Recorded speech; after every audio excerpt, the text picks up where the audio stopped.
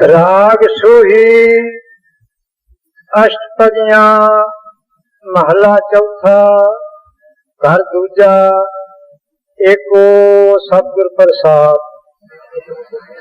कोई आन मिलावे मेरा प्रीतम प्यारा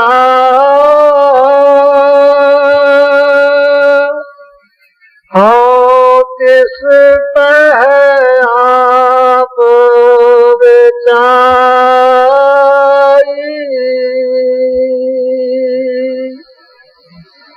यह वाणी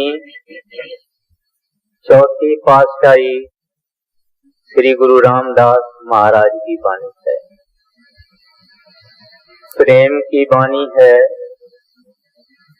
भाने के अंदर रहने की वाणी है, गुरमुखता की वाणी है।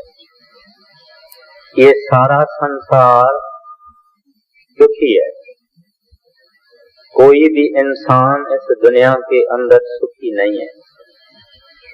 जो चार सुख हमको महसूस होते हैं वो इंद्रियों के भोग हैं और उनका भी कोई भरोसा नहीं है।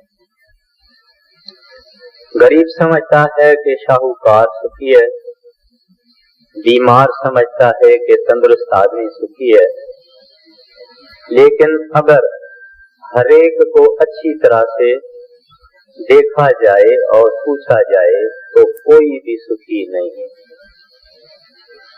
फरीदा मैं जानिया दुख मुझको, दुख सबाया जग, ऊंचे चढ़ के देखिया घर घर ही अग। तो ये इंसान फिर भी अपनी सारी जिंदगी, अपनी सारी जीवन इस सुख के तलाश में खराब कर देता है, खत्म कर देता है, बर्बाद कर देता है। क्योंकि मालिक ने इस दुनिया में सुख रखा ही नहीं। तो सुख कहाँ है? वो सुख इंसान के अंदर है। जब तक ये इंसान अंदर नहीं जाता और उस परमात्मा वाह गुरु अकाल पुरख से मिलाप नहीं करता, उसको हासिल नहीं करता, तब तक सुख मिलना नामुमकिन है। तो उस मालिक से मिलाप किस तरह से किया जाए? जब से इंसान पैदा हुआ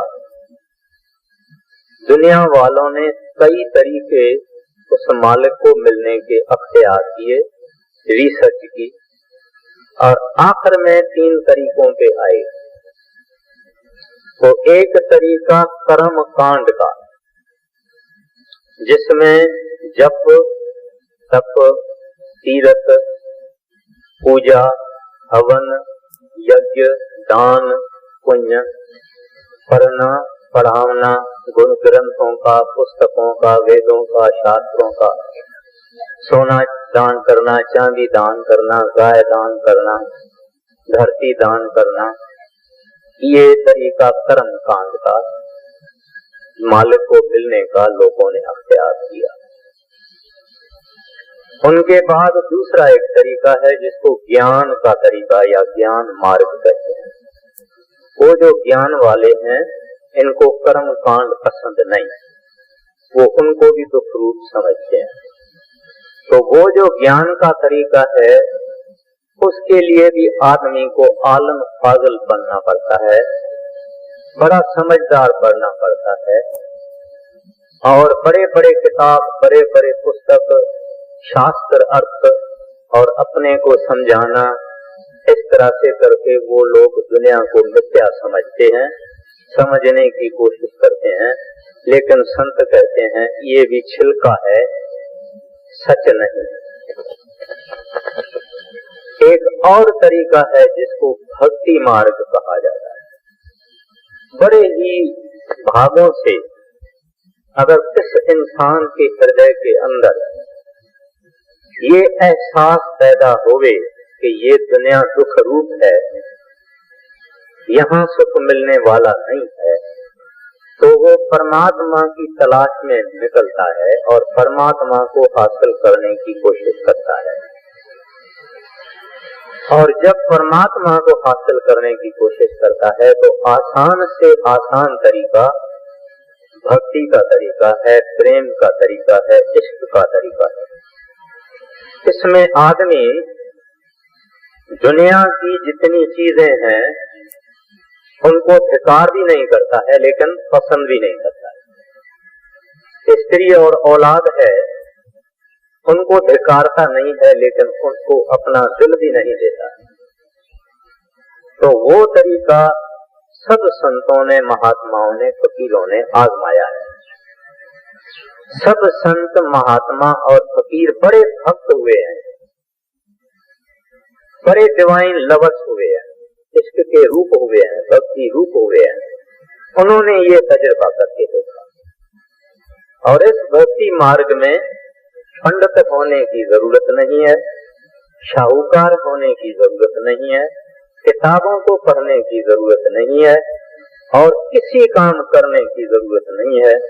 एक ही चीज की जरूरत है, अपने दिल को अर्पण करना,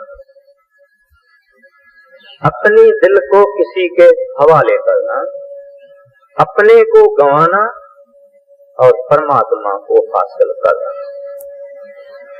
अक्ल को छोड़ देना और इश्क हासिल करना। ये भक्ति का मार्ग है। 10वीं पातशाही गुरु गोविंद सिंह साहब जी महाराज फरमाते हैं, साच कहूं सुन लेओ सभी, जिन प्रेम कियो तिन ही प्रभु पायो। फिर गुरु नानक साहब जी महाराज कहते हैं, मरतक कहिए नानका, जिन प्रीत नहीं भगवंत। कहते हैं वो इंसान मुर्दा है, डेड है, जिसको परमात्मा की, भगवंत की, वाहगुरु की प्रीत नहीं है। कबीर साहब जी महाराज फरमाते हैं, जा घट प्रेम न संचर, सो घट जान मसान, जैसे खाल लोहार की सांस लेत बिन त्राण। कहते हैं जिस इंसान के हृदय के अंदर प्रेम नहीं है, कहते हैं वो आदमी मरा हुआ शमशान है। कहते हैं अगर तुम देखो कि ये आदमी मरा हुआ नहीं है, सांस ले रहा है, तो कहते हैं उसका सांस लेना बराबर है लोहार के वहां एक धौंकनी होती है जिससे वो आग को तेज करता है। कहते हैं वो धौंकनी भी सांस लेती है। तो ये आदमी जिसके हृदय के अंदर उस भगवंत की भक्ति नहीं है, वो अगर सांस उठाता भी है तो उस धौंकनी के तरह से उठाता है। मौलाना रूम साहब फरमाते हैं, मर्द बेइश्क बेजान हस। कहते हैं अगर एक इंसान के हृदय में इश्क नहीं है तो वो बेजान है, मरा हुआ है। फिर फरमाते हैं, जिस्म बेजान गजाए हैवान हस। कहते हैं और जो मरा हुआ है उसको कहते हैं ऐसे आदमी का जो जिस्म है, बॉडी है, शरीर है, कहते हैं जानवरों को खाने के लिए देने के काबिल है। फिर पलटू साहब जी महाराज फरमाते हैं, साहिब के दरबार में केवल भगत प्यार, केवल भगत प्यार, साहिब भक्ति में राजी। कहते हैं उस बहादुर के पास, परमात्मा के पास, अकाल पुरख के पास एक चीज मकबूल होती है, मंजूर होती है, स्वीकार होती है और वो केवल भक्ति है, केवल उसका प्रेम है, बहादुर का वो इश्क है। तो अब सवाल होता है कि हम इश्क किसको करें? भगवान तो हमने देखा नहीं, मालिक तो हमने देखा नहीं, वो तो दिखाई देता नहीं है, तो हम इश्क किसको करें? भगवान बराबर नहीं दिखाई देता है, मगर इस पृथ्वी पर भगवान के जो भक्त हैं वो भगवान के रूप होते हैं।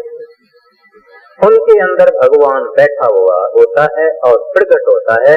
दरअसल में वो परमात्मा खुद होते हैं, भगवान खुद होते हैं। वाणी कहती है ग्रंथ साहिब की, हर का सेवक सो हर जिया, भेद न जानो मानस देहा।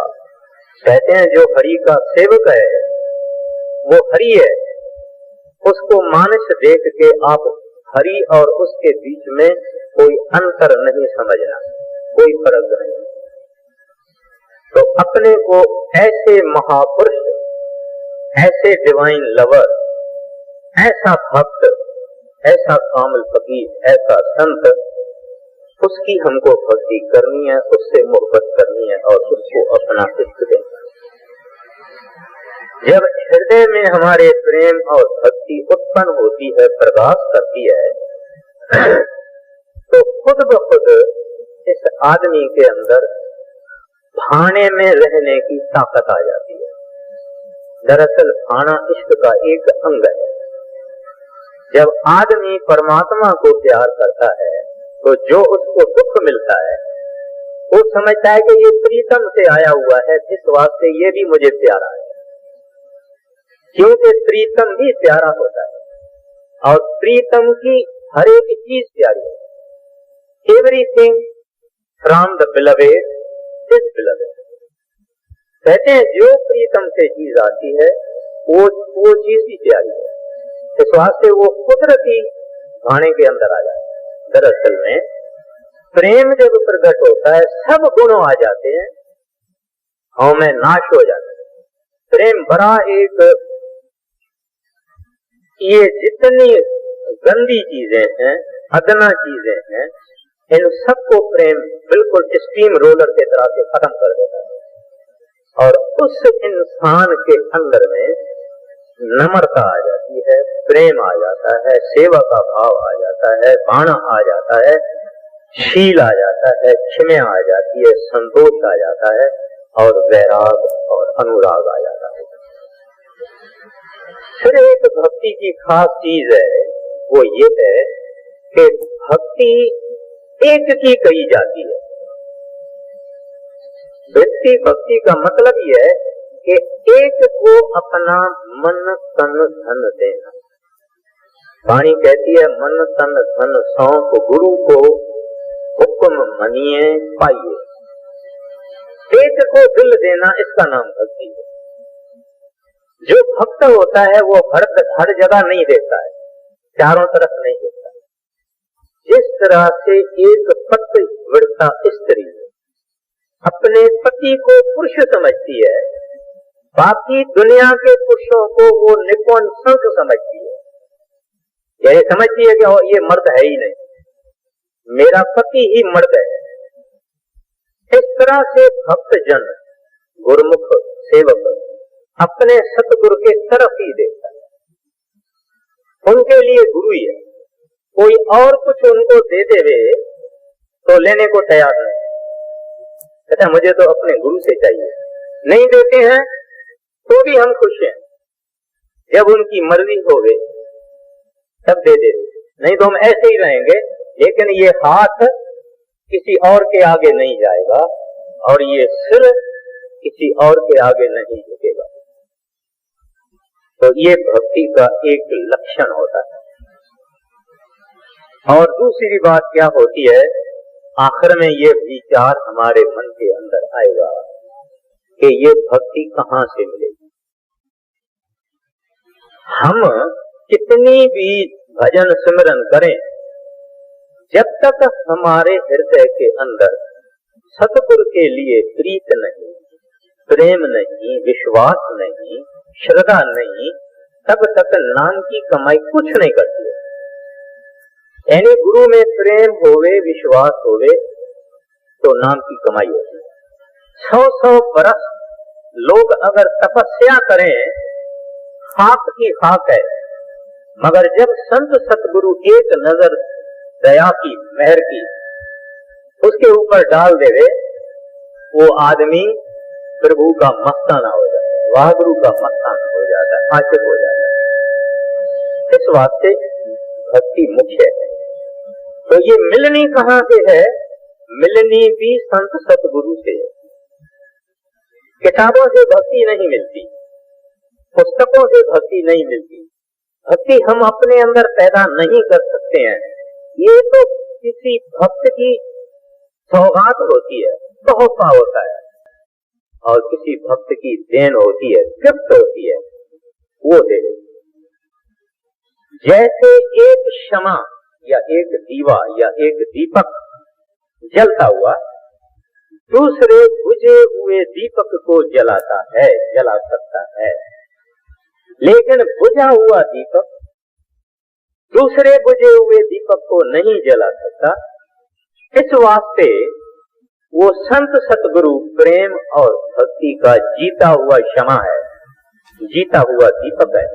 और हम जिनकी प्रेम की क्षमा बुझी हुई है, इश्क की क्षमा बुझी हुई है, उसके अंदर वो संत सतगुरु ही उस क्षमा को जला सकते हैं। बाकी ये चीज कहीं इसका कोई द्वारा नहीं है, कोई और द्वार है नहीं, न कोई दुकान है, न कोई एड्रेस है, न ये किताबों में है, न किसी ग्रंथ में है, किसी प्रेमी की बख्शिश है। नामदेव जी कहते हैं, कहो नामा क्यों पाइए बिन भगता भगवंत। कहते हैं, ऐ नामदेव, ये इंसान भक्तों के बगैर भगवान को कैसे प्राप्त कर सकता है। तो ये भक्तों की बख्शिश होती है, और बड़े से बड़ा भक्त संत महात्मा होता है। उसने अपने सतगुरु की भक्ति मुकम्मल की है, वो अपने सतगुरु का मुकम्मल आशिक है। जो कच्चे गुरु होते हैं वो अपने इश्क की बात करते ही नहीं है, क्योंकि उन्होंने इश्क कमाया नहीं, उन्होंने इश्क की लज़्ज़त ली नहीं, उसको इश्क की महिमा का पता ही नहीं। वो कई और चीजें बता देते हैं, ये करो, दान करो, पुण्य करो, तीर्थों पे जाओ, ये करो, वो करो, लेकिन भक्ति करने के लिए वो कहते नहीं। अगर कहेंगे भी तो किसी गुजरे हुए महात्मा की, देवी देवताएं अवतार की भक्ति के लिए कहेंगे, लेकिन वो भक्ति निष्फल भक्ति होगी। ये तो जिंदा देहधारी संत सतगुरु होवे, फकीरे कामिल होवे, वो भक्ति की बख्शिश कर दे। वो एक नजर लगा देवे तो इस खाक रूपी इंसान को सोना बना देते हैं। सोना का मतलब ये है कि इसके अंदर जब इश्क पैदा नहीं हुआ तो खाक है, अगर इश्क पैदा हुआ तो ये सोना बन जाता है, ये वाहगुरु के दरगाह में मंजूर हो जाता है, मकबूल हो जाता है।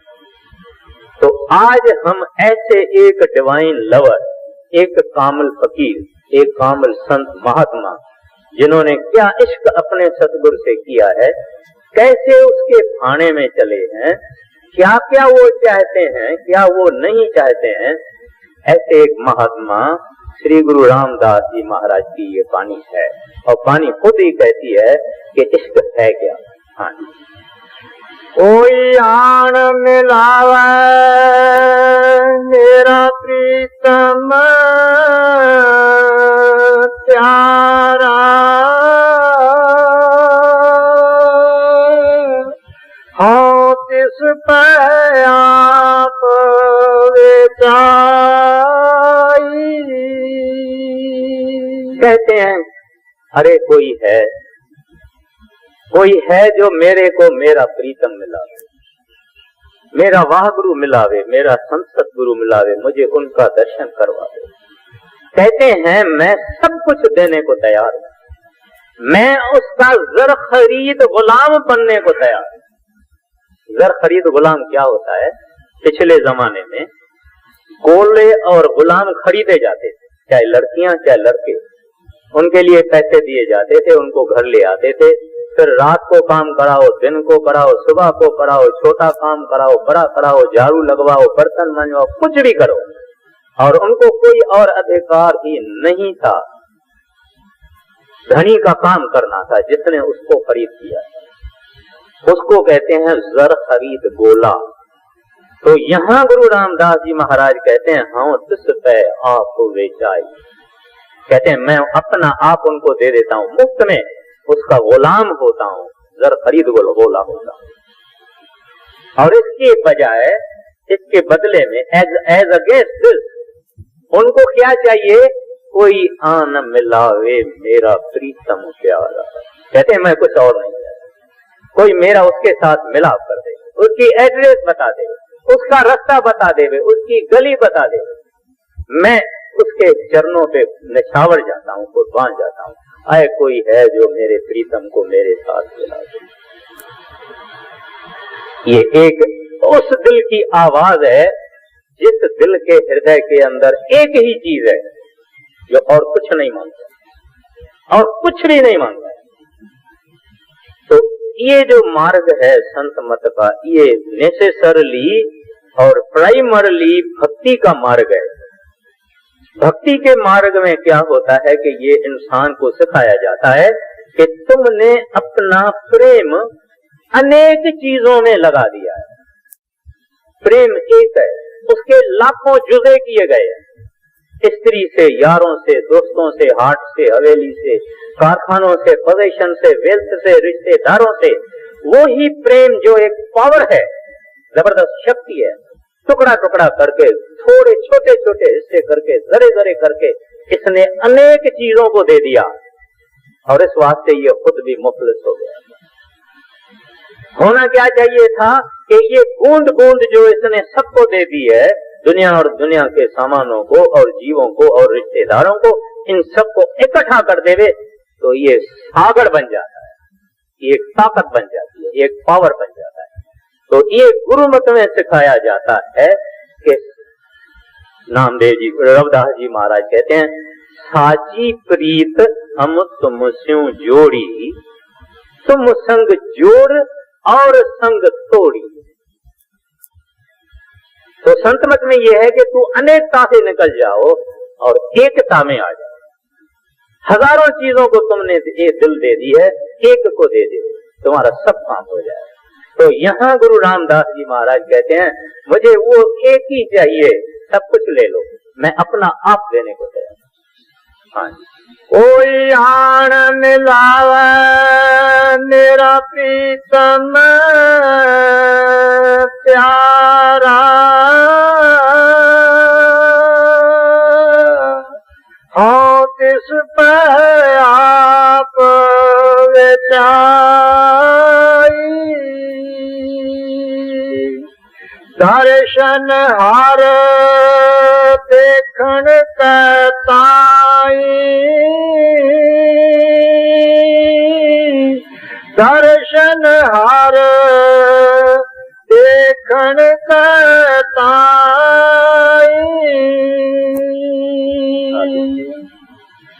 कृपा करें ता सतगुर मेला, हर हर नाम ते आई। अब कहते हैं ये चीज मिलती कैसे है। पहली इसके अंदर जरूरत है वो ये है कि दया, कृपा, करुणा, रहमत, फजल, मर्सी, कंपैशन। कहते हैं वो दाता, वो परमात्मा, वो हरि गोविंद किसके ऊपर रहमत करे, दया करे, कृपा करे तो काम होता है।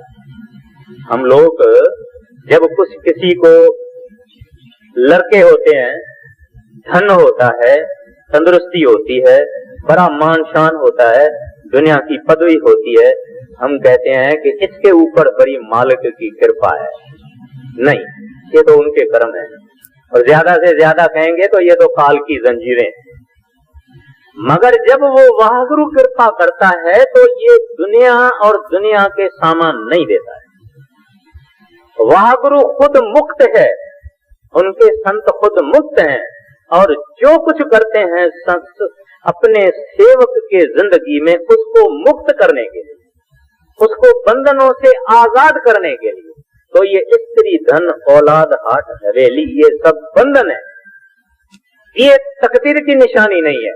तकदीर की तो ये निशानी है कि एक इंसान को सतगुरु मिल जाए, और इससे और तकदीर ये है कि उसका सतगुरु के अंदर विश्वास हो जाए और सतगुरु के अंदर प्रेम हो जाए, ये और तकदीर की निशानी।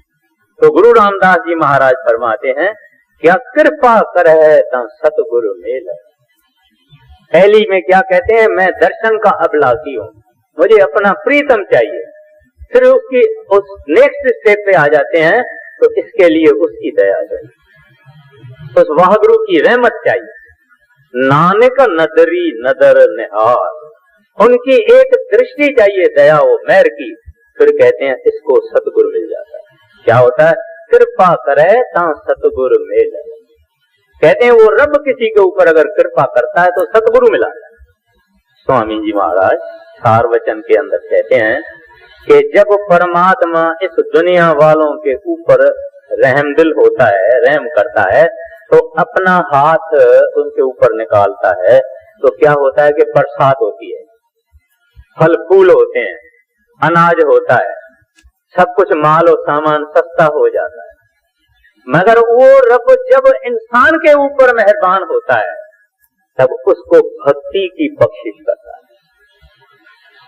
उनके हृदय में अपने लिए प्रेह पैदा करता है, प्यास पैदा करता है, तशनगी पैदा करता है, थर्स्ट पैदा करता है। हमारे अंदर अभी भी प्यास है, तमा है, चाह है, मगर काहे की? धन की, औलाद की, मान शान की, स्त्री की, पुत्र की, यारों दोस्तों की। लेकिन वो चाह किसकी पैदा करता है? अपनी चाह पैदा करता है।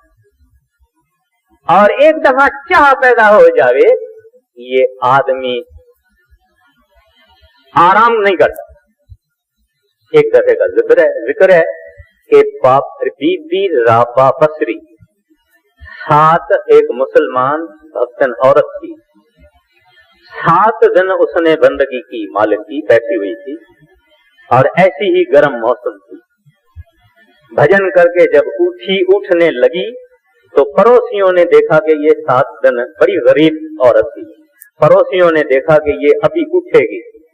उन्होंने एक ठंडा शरबत का गिलास वो उसके उठने से पहले आगे रख दिया। जब इन्होंने आंखें खोली तो देखे कि शरबत का ठंडा गिलास पड़ा हुआ।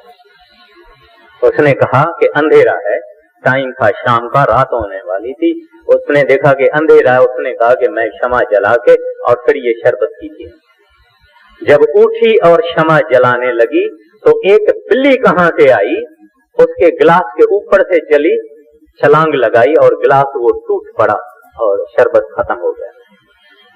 तो मालिक को बंदगी करती है कि है मालिक, मैं गरीब आपके हाजिरी में 7 दिन बैठी रही, आपकी बंदगी करती रही, और किसी पड़ोसी ने रहम खा के मुझे ये शरबत का ठंडा गिलास दिया, ये भी मेरा टूट गया, ये क्या मौज है। तो उसको उस रब की आवाज आई कि ऐ राबा,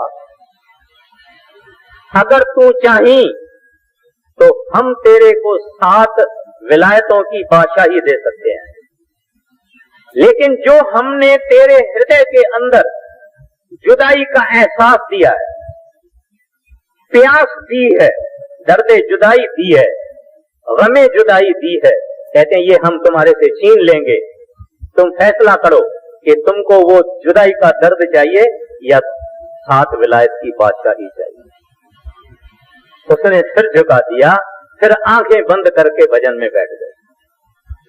तो ये प्यास अगर इस इंसान के अंदर आवे परमात्मा, बाकी तो बहुत प्यास है हमारे अंदर, प्यासों से ही बड़े हुए हैं, मगर दुनिया के प्यास से बड़े हुए हैं। जब वो मेहरबान होता है तो इंसान के हृदय में अपने लिए प्यास पैदा करता है, फिर इसके अंदर तरफ होती है। आम तरह से इंसान की अगर बीवी उससे जुदा हो जाती है, 7 दिन बच्चे जुदा हो जाते हैं, इसके अंदर में तरफ होती है, उनका मुंह देखूं, उनको मिलूं, उनसे बात करूं, मगर और रोता भी है कभी कभी। लेकिन हम उस वाहगुरु से, अपने सतगुरु से बरसों के बरस जुदा हुए बैठे हैं, मगर हमारी आंखों से एक बूंद नहीं लगी। ऐसे आदमी का पर्दा कैसे बोलेगा? उस आदमी को क्या मिलने वाला? तो ये तरफ, ये बेकरारी, ये रेस्टलेसनेस, ये दर्द जुदाई, ये पेन ऑफ सेपरेशन, ये उसकी रहमत है, उसकी मेहरबानी है, वो बख्शिश करते हैं। इस वास्ते फरमाते हैं कृपा करे ता सतगुरु मेल। कहते हैं उसकी दया में रोवे तो इसको एक चीज मिला देते हैं, उस सतगुरु मिला देते हैं, उसके साथ उसमें प्रेम भी देते हैं, उसके साथ उसको विश्वास भी देते हैं, श्रद्धा भी देते हैं, फिर वो संत सतगुरु क्या करते हैं, हर हर नाम ध्याई, कहते हैं उनको नाम की बख्शिश दे, कहते हैं अब तू इसकी भजन बंदगी करो, अपने अंदर में नाम को प्रकट करो। हम लोग एक बहुत बड़ी जबरदस्त गलती करते हैं कि नाम को सब कुछ समझते हैं। कुछ लोग इधर उधर से अपनी होशियारी से और चतुराई से 5 नाम समझने की कोशिश करते हैं, कुछ पता करना चाहते हैं कि ये 5 नाम मिलेगा, फिर मैं तो गुरु के बगैर ही भजन करूंगा। मगर उन लोगों को ये पता नहीं है कि इन 5 नामों में या किसी नाम में कोई ताकत नहीं है, ये तो देने वाला देवे, उसके साथ वो अपनी कमाई का हिस्सा दे देवे तब नाम असर करता है, और वो कोई नाम दे देवे उसमें असर। एक बंदूक की गोली अगर हम हाथ में उठा के जमीन पे फेंके तो नहीं फटेगी, न किसी को नुकसान होगा। वो बंदूक की गोली बंदूक के जरिए जब निकलेगी तब वो अपना काम करती है। तो नाम जब संत सतगुरु के पवित्र मुख से निकले तब वो नाम अपना काम करता है। फिर भी अगर सुख गुरु को इंसान समझे और कुछ भी न समझे, फिर नाम कुछ काम नहीं करता है, क्योंकि नाम ही संत सतगुरु का चोला धारण करके आता है। तो इस बाहर वाले को रिझाना है, बाहर वाले को खुश करना है, बाहर वाले की भक्ति करनी है, बाहर वाले की सेवा करनी है, बाहर वाले का हुक्म मानना है, तब वो अंदर वाला जो के अंदर एक ही है वो प्रकट होता है। गुरु प्रेम नहीं तो नाम भी नहीं।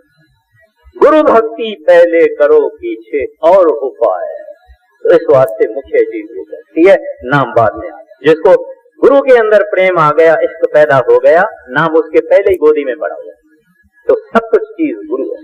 हाँ, कृपा करें सतगुर मिले, हर हर नाम ते आई, जे सुख दे ता तुझे राती, दुख भी तुझे ते आई, जे भुख दे एक ही राजा, दुख विच सुख मनाई। अब भाने पे आ गए। कहते हैं जब प्रेम प्रकट हो गया तब उस आदमी को गुरु की हर बात अच्छी लगती, प्यारे की हर बात प्यारी लगती है, उनको हर एक चीज सतगुरु की बात कोई सुनावे वो भी प्यारा लगता है, उनकी हर चीज प्यारी लगती है। फिर इसकी ऐसी अवस्था आ जाती है कि हर एक चीज के अंदर सतगुरु की खुशबू होती है। वो दुख आया तो उस दुख को कहते हैं ये तो मेरे दाता ने भेजी है, आंखों को लगाता है, मेरे मालिक ने भेजी है, वो आंखों को लगाता है।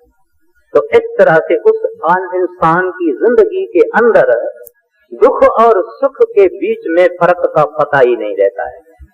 सरमद को जब जलाद मारने लगा, जलाद तलवार लेके आया, तो सरमद क्या कहता है, वाह वाह वाह मेरे मालिका, आज तुमने जलाद का रूप अख्तियार कर लिया है।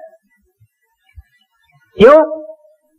उसने मालिक को रियलाइज किया था, इस वास्ते दुनिया के हर एक चीज में वो मालिक को देखता था और मालिक का भाना ही मानता था।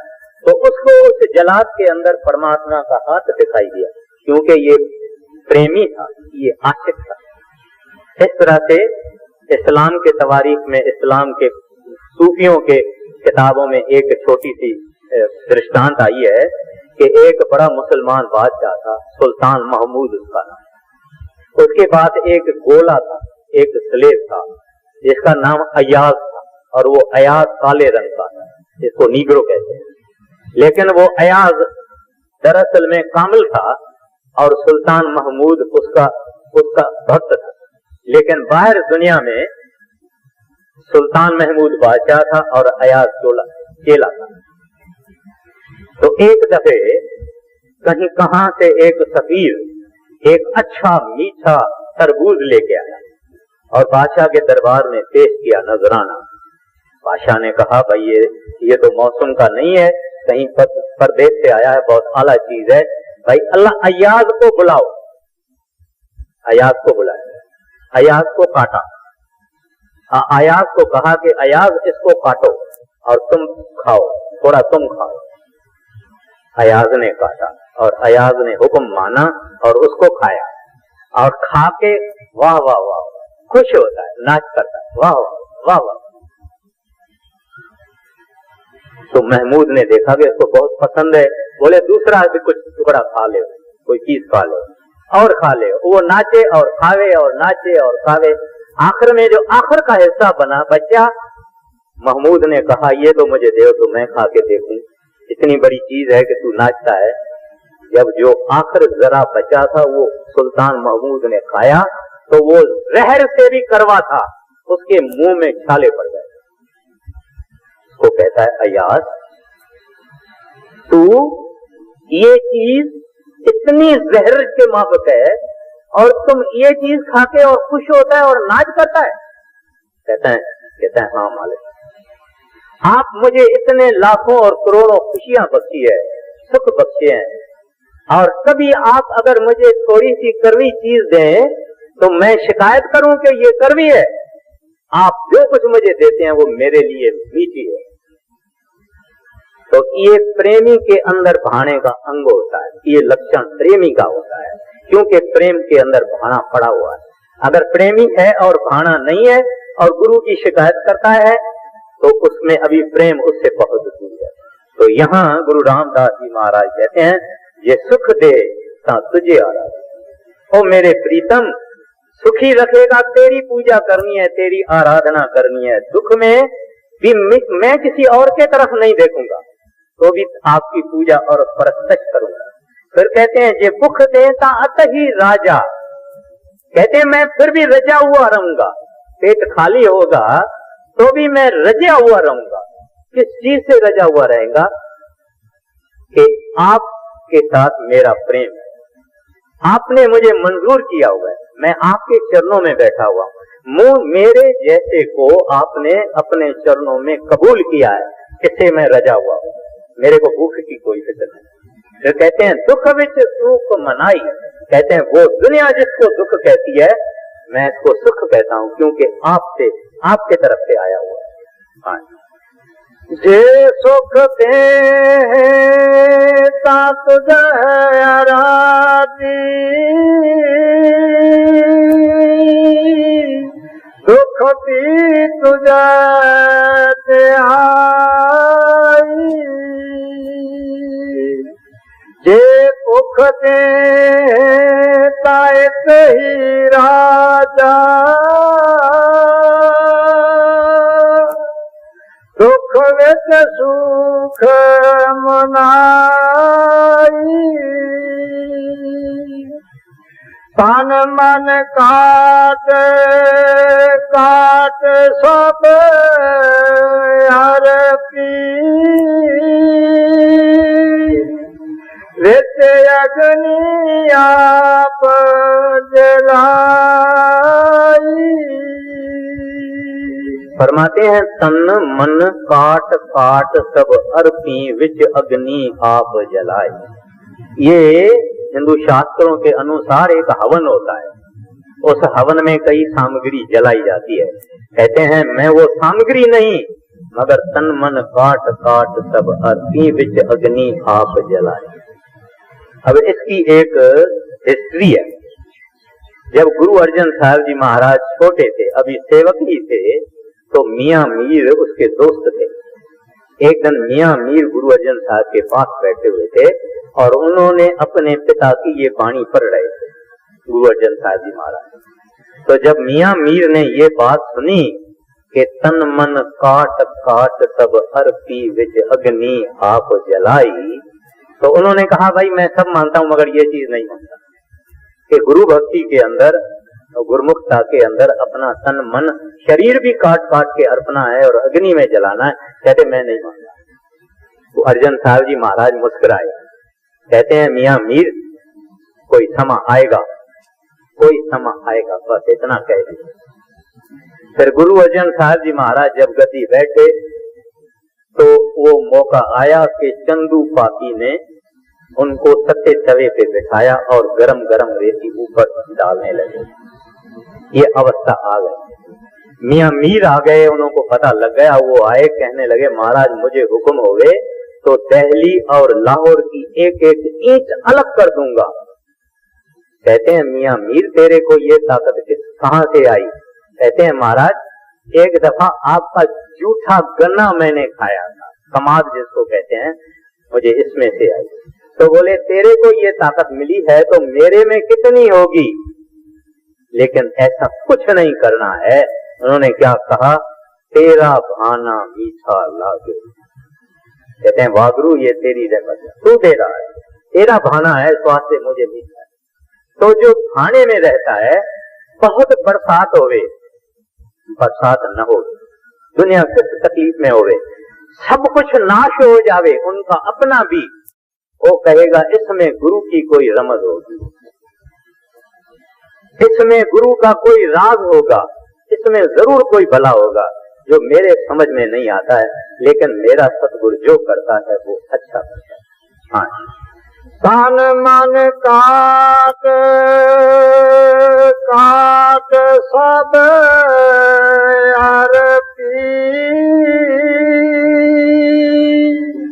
विच अग्नि आप जलाई,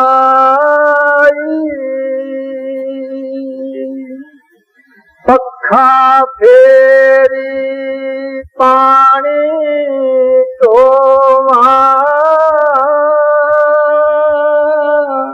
जो देव सो खाई, नानक गरीब कह पया द्वारा, हर मेल हो वड्याई। फरमाते हैं सतगुरु जी मैं आपके ऊपर पक्का फेरूंगा, पानी भराऊंगा, जो आप देंगे वो मैं खाऊंगा, मैं आपके दरवाजे में है पया हूं। ये सरेंडर है, कंप्लीट सरेंडर।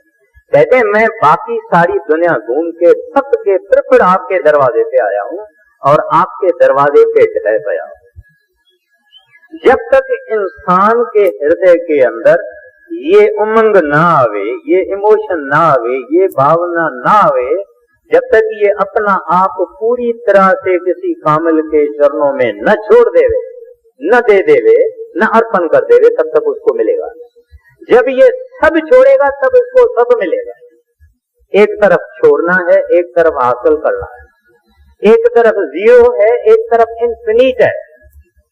एक तरफ जीरो है, जीरो और इन्फिनिट में आपस में रिलेशनशिप है। एक तरफ ये अपने को नाचीज बना देवे, फना कर देवे, तो ये पका में आ जाता है, ये सब कुछ बन जाता है, सब कुछ हो जाता है। तो यहाँ कहते हैं नानक गरीब है पया द्वारे, हर मेल ले ओ बड़े आई। अब जब ऐसी हालत हो गए, महाराज जी कहते हैं गुरु इसका पर्दा खोल लीजिएगा। गुरु तो मुंतजर है, गुरु तो इंतजार में है, गुरु तो चाहते हैं कि कोई ऐसा आए, वो देने के लिए तैयार है, मगर हमारे हाथ नीचे पड़े हुए। हाथ ऐसे होने चाहिए मगर हमारे हाथ नीचे पड़े हैं, देवे किसको? जब लेने वाला नहीं। पलटू साहब कहते हैं सतगुरु सबको देत है, लेता नहीं कोई। हमको और कुछ चाहिए, मगर गुरु कहते हैं मैं तुम्हारे को फंसाऊंगा नहीं, मैं तो तुम्हारे को छुड़ाने के लिए आया। पखा फेरी पानी तो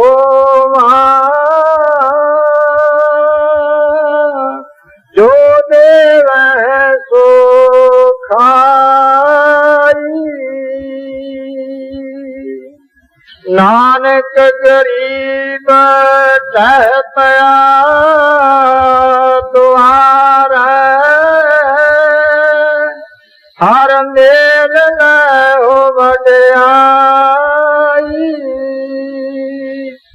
अखी काड तरी चरणा तल सब तरती फिर मत पाई। कहते हैं मैं सारी दुनिया को सब कुछ देखा है, तलाश करके देखा है, जांच के देखा है कि गुरु के चरणों के बगैर और कुछ है नहीं।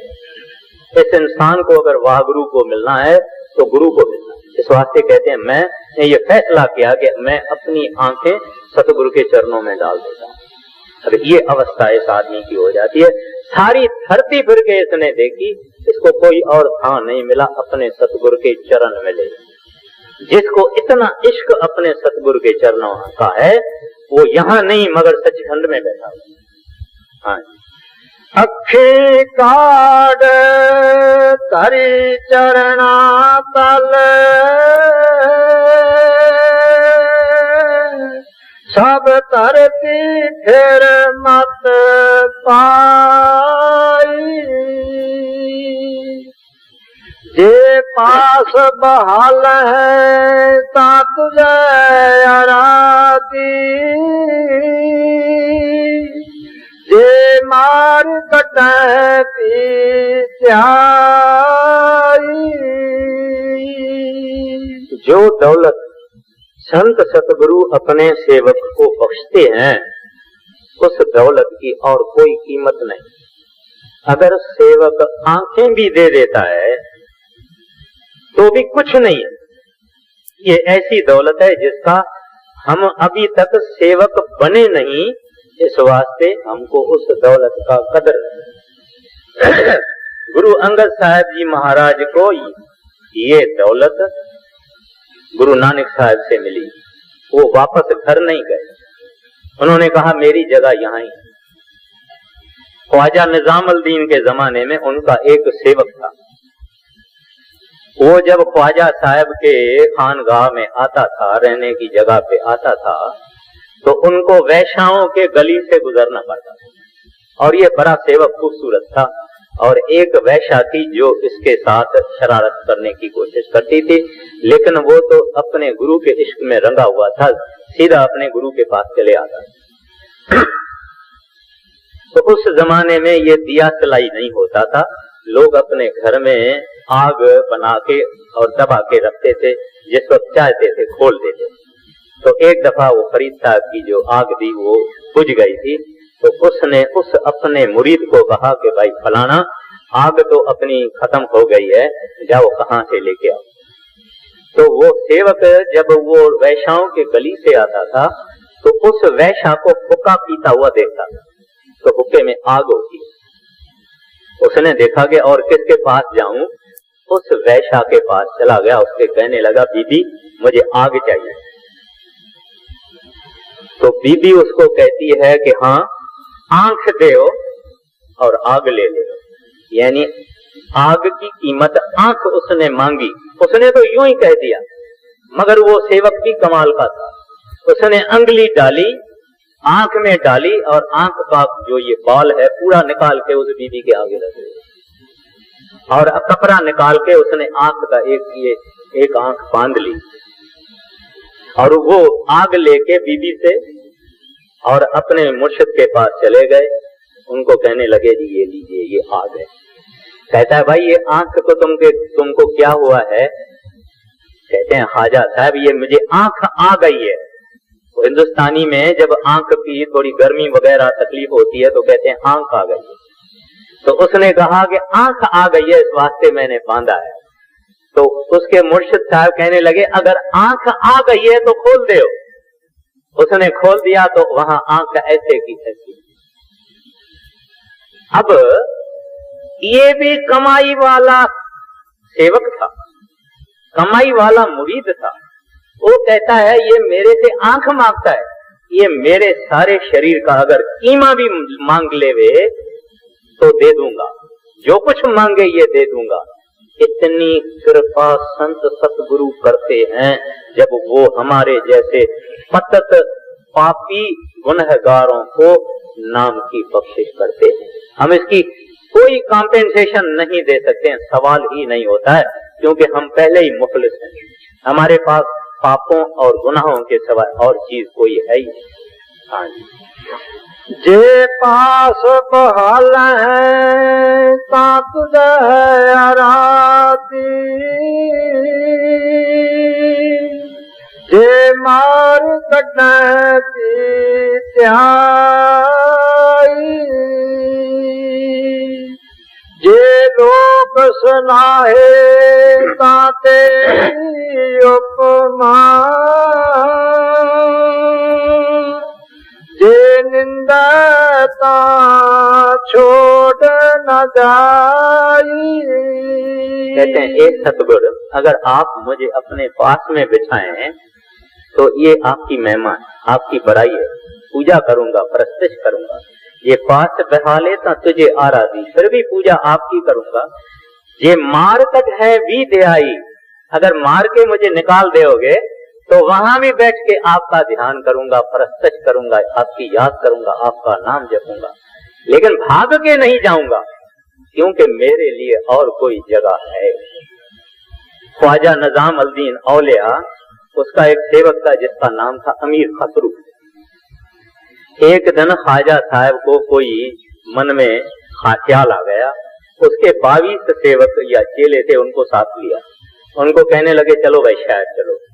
शहर में गए तो उसी वक्त सेवकों ने ये सोचा आज ख्वाजा साहब को दुनिया का दीदार करने की ख्वाहिश हुई है। फिर ख्वाजा साहब चले, आगे गए, घूम के शहर के सब हिस्सों से एक वैश्यालय में चले गए, रंडियों की बाजार में चले गए। तो जो बाकी उनके सेवक थे उन्होंने कहा देखा भाई, हमने तो पहले ही कहा था कि इसको आज दुनिया देखने का शौक हो गया है और पाखंड खुल गया, ये सच्चा महात्मा है नहीं। ठीक है, ख्वाजा साहब ऊपर एक वैश्या के पास चले गए और उस वैश्या को कहा कि सब बत्तियां जला दो, सब बत्ती जला दो जितनी तेरे पास है। फिर बोले कि ये एक आदमी नीचे भेजो, उसको बोलो कि एक थाल में सब्जी लावे, दाल लावे, चावल लावे और 2 बोतल शरबत की भी 2 बोतल रख देवे, उसके ऊपर कपड़ा रख के और ऊपर ले आए। तो सेवक नीचे ही बैठे थे, तो कोई आदमी इस तरह से थाल बना के ऊपर ले गया। तो पहले जब बत्तियां जली तो सेवकों ने कहा देखा भाई ऐश की तैयारी है। फिर जब बोतलें और थाल गया तो उन्होंने कहा देखा अभी शराब भी खुलता है, अभी रंग लगता है। वो सब ऊपर फिर नाच और होने लगा, वो भी आवाज उन्होंने सुना। वो जो ऊपर में वैश्या थी वो तो खुश हो रही थी कि ऐसा फकीर मेरे दरवाजे में आया है और उसके हुक्म सब मानने लगे। जब रात के 3 बजे हुए तो ख्वाजा साहब नीचे उतरा, देखा कि कोई भी एक भी सेवक नहीं सिवाय खसरू के। उस खसरू को कहा खसरू भाई बाकी कहाँ गए? कहते हैं मालिक नस गए, भाग गए। कहते हैं तू क्यों इधर ठहर गया? कहते हैं मालिक ये आपके चरणों के बगैर मेरे लिए और कोई स्थान है, ये सेवकी है। ऐसे सेवकों को मालूम है कि नाम भी क्या बख्शिश मिली है, ऐसे सेवकों को मालूम है कि गुरु भी क्या चीज है और गुरु असल क्या जमाल और कमाल इनकी है, इनकी ग्लोरी क्या है, इसकी मैजेस्टी क्या है, ये ऐसे सेवकों को मालूम है। हम ऊपर ऊपर से हैं। स्वामी जी महाराज हम लोगों की अवस्था बयान करते हैं, गुरु को ऊपर ऊपर गाता, गुरु को दिल भीतर नहीं लाता, गुरु का दर्शन बाहर करता, गुरु का दर्शन चित्त न धरता। ये हमारी तस्वीर है कि हिस्सी होके हवस में बाहर हम इस तरह से हैं। हमारे चमड़ी के अंदर भी गुरु नहीं गया, बाहर बाहर सब सुपरफिशियल है। जब तक ये गुरु के हुक्म में ना चले तब तक भक्ति आएगी। भक्ति बख्शिश करने वाले वो, तो वो सेवक की भी बड़ी मुश्किल है। हाँ जी। जे लोक सलाहे ता तेरी उपमा, जे निंदता छोड़ न जाई। कहते हैं वाह गुरु, मेरे ऊपर अगर मेरी लोग उपमा करें, मेरी लोग बड़ाई करें या मेरी गुरमुखता की कोई जिक्र करें तो कहते हैं ये मेरी उपमा नहीं है, ये आपकी है, क्योंकि मैं तो एक खाक का जरा था। अगर लोग मेरी उपमा करने लगे हैं तो सच्ची उपमा आपकी है, क्योंकि जो कुछ मुझे बनाया है आपने बनाया। जो सच्चा सेवक है उसको अगर शाहूकारी मिले तो कभी नहीं कहेगा कि मेरे कर्मों से मिल गए, कहेगा कि मेरी सतगुरु की दया से मिली। अब जब अवगुण अपना वो देखता है तो कभी नहीं कहेगा कि ये गुरु ने बख्शा है, वो कहेगा वाह गुरु अवगुण मेरे है, गुनाह मेरे है, पाप मेरे है, नीचता मेरी है। अगर चार चीजें अच्छी आपने बख्शी है, अगर चार चीजें अच्छी मेरे पास है तो ये तेरी बख्शिश है, मेरा मुझ में कुछ नहीं। जो कुछ है सो तुझ, तेरा तुझको सौंपते क्या लागत है मुझ।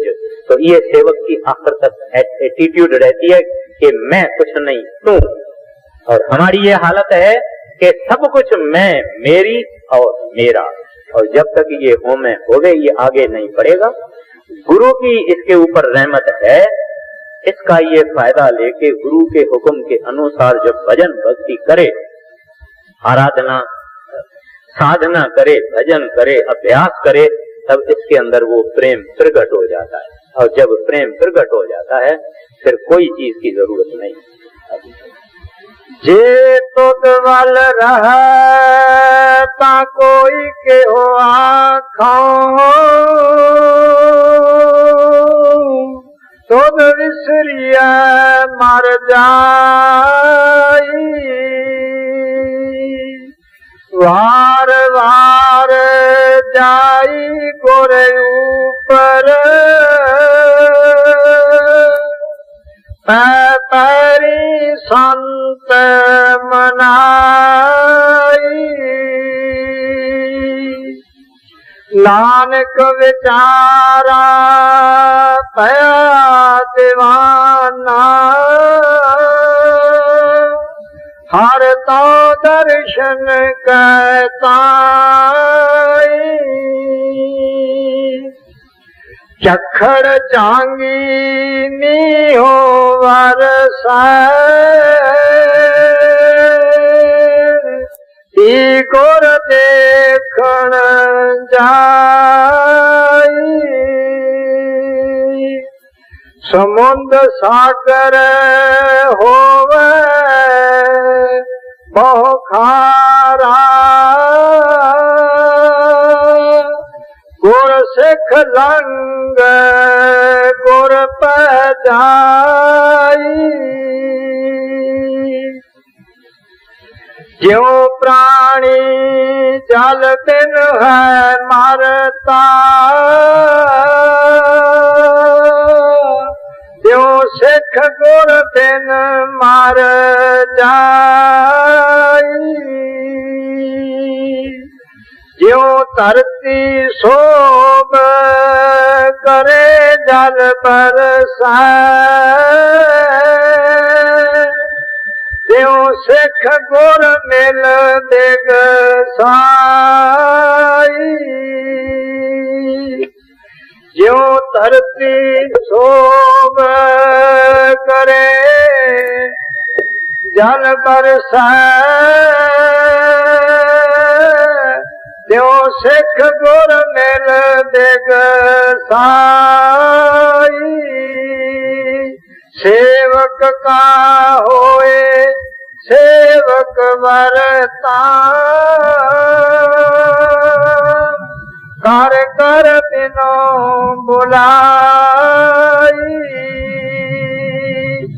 नानक की बेनंती हर पै, गुर मिल गुर सुख पाई। नानक की बेनंती हर पै, गुर मिल गुर सुख पाई। जिथे संगत रोज सेवा करती है, सुबह और शाम उससे ही जगह मिट्टी की सेवा हो जाती है।